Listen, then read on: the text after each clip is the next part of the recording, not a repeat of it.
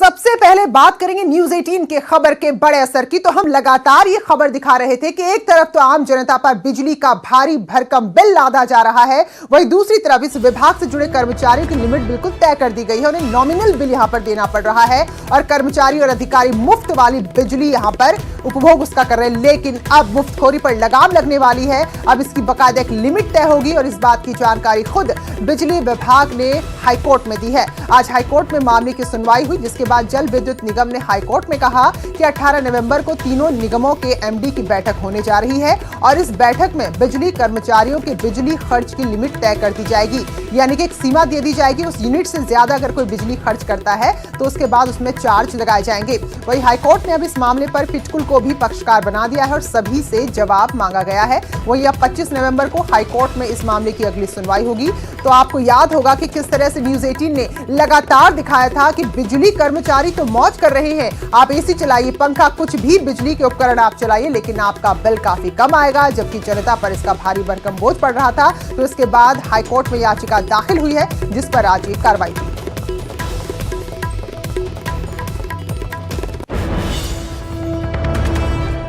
चलिए बात करेंगे राजनीति से जुड़ी खबरों का। तो बीजेपी के राष्ट्रीय कार्यकारी अध्यक्ष जेपी नड्डा कल देहरादून दौरे पर आ रहे हैं। यहां कई सारी बैठकें होनी है, जिसमें जेपी नड्डा शामिल होंगे। सुबह 9 बजे जौलीग्रांट एयरपोर्ट पर पहुंचेंगे जेपी नड्डा और उसके बाद देहरादून के विधानसभा के हिसाब उनका स्वागत होगा। जेपी नड्डा देहरादून में 3 अलग अलग बैठक में शामिल होने वाले हैं। पहली बैठक महानगर के 963 बूथ के अध्यक्षों के साथ होगी, दूसरी बैठक सांसद, विधायक और दायित्वधारकों के साथ होगी, जबकि तीसरी बैठक होगी पार्टी कोर ग्रुप के साथ।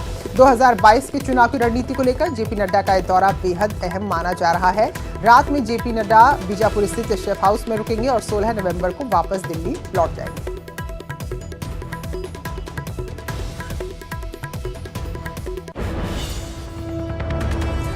तो बीजेपी एक चुनाव निपटाती है और उसके बाद सीधे अगले चुनाव की तैयारियों में लग जाती है और ऐसा ही जेपी नड्डा के दौरे से समझा जा सकता है। लेकिन कांग्रेस को इस दौरे में कोई दम नजर नहीं आ रहा है और खुद के नेतृत्व की तारीफों के पुल बांध रही है।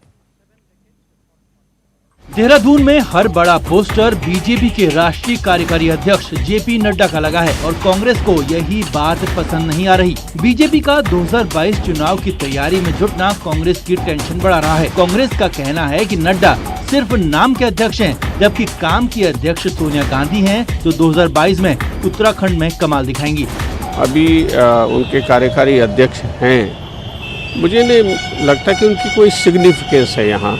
मुझे ये पूरा भरोसा है कि 2022 में अगर हम सही मुद्दों को लेकर के जनता के पास गए तो भारतीय जनता पार्टी उत्तराखंड में दिखाई नहीं देगी। हमारे बड़े नेता यहाँ आएंगे,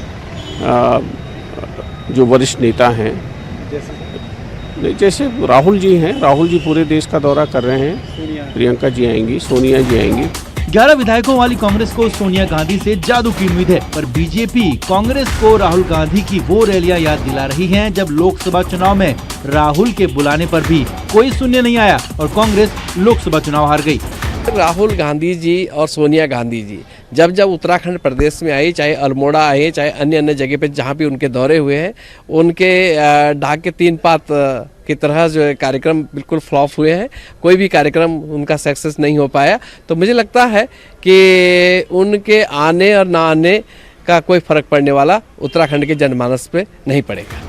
बीजेपी के बड़े नेताओं की मौजूदगी ने 2017 और 2019 में पार्टी को कामयाबी दिलाई, पर अब बात 2022 की है, जिसमें बीजेपी ने बड़े नेताओं को झोंकना अभी से शुरू कर दिया है। मगर कांग्रेस तो हर बार की तरह इस बार भी सिर्फ गांधी परिवार के ही भरोसे है। दीपांकर भट्ट, न्यूज 18 देहरादून।